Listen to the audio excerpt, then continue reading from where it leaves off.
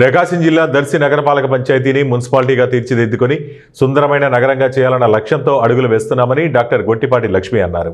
అందుకు ముఖ్యమంత్రి నారా చంద్రబాబు నాయుడు, ఉప ముఖ్యమంత్రి పవన్ కళ్యాణ్, ఐటీ విద్యాశాఖ మంత్రి నారా లోకేష్, క్రీడా శాఖ మంత్రి ఎం రాంప్రసాద్ రెడ్డి, మున్సిపల్ శాఖ మంత్రి నారాయణ సహకారంతో దర్శి రూపురేఖలు మార్చాలన్న సంకల్పంతో ఉన్నామన్నారు. దర్శి పట్టణాన్ని అన్ని హంగులతో తీర్చిదిద్దే లక్ష్యంగా, ప్రజల అవసరాలు తీర్చే లక్ష్యంగా, మౌలిక వసతుల కల్పనే ధ్యేయంగా ముందుకు వెళ్తున్నామన్నారు. కూటమి ప్రభుత్వం ఏర్పడిన 19 నెలల కాలంలో దాదాపు 7 కోట్ల రూపాయలతో దర్శి మున్సిపాలిటీలో రోడ్లు, డ్రైన్ల పనులు చేపట్టామన్నారు. గత 5 ఏళ్లు దర్శి పట్టణాన్ని పట్టించుకోలేదని ఆమె విమర్శించారు. ముందుకు తీసుకెళ్తున్నాము. అలాగే ముఖ్యంగా దర్శి వరకు చూసుకుంటే నేను 10 ప్రాజెక్టులు నా టార్గెట్గా పెట్టుకున్నాను దర్శి ప్రజల కోసం అని. ఒకటి, నిలిచిపోయిన అన్నా క్యాంటీన్ స్టార్ట్ చేసుకుంటున్నాము. బస్ షెల్టర్స్ ఏర్పాటు చేసుకున్నాము. బస్ డిపో, దర్శి నియోజకవర్గానికి బస్ డిపో ఏర్పాటయ్యేలాగా కృషి చేస్తున్నాను.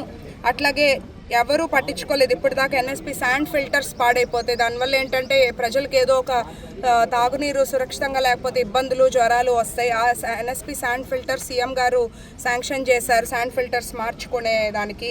అట్లాగే ఎన్నో సంవత్సరాల కల అయిన దర్శి ఇంటర్నేషనల్ డ్రైవింగ్ స్కూల్ మనకి గౌరవ ముఖ్యమంత్రి చంద్రబాబు నాయుడు గారు మంజూరు చేశారు. అలాగే ఇక్కడ నిలిచిపోయిన డిగ్రీ కాలేజ్ ఉంది, అది ముందుకు తీసుకెళ్ళడానికి కష్టపడుతున్నాను. అట్లాగే నిలిచిపోయిన టీటీడీ కళ్యాణ మండపం నిర్మాణం కంప్లీట్ అవబోతుంది.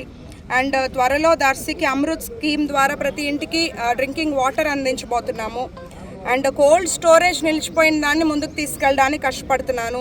అలాగే ఇప్పటి వరకు మనం దర్శి టౌన్లో చూసుకుంటే 7 కోట్ల రూపాయలతో రోడ్స్ కానీ, డ్రైన్స్ కానీ, డ్రింకింగ్ వాటర్ ఫెసిలిటీస్ కానీ ఏర్పాటు చేసుకున్నాం. మరో 5 కోట్లకి ప్రపోజల్స్ పెట్టుకుని ఉన్నాం ఇప్పటి వరకు.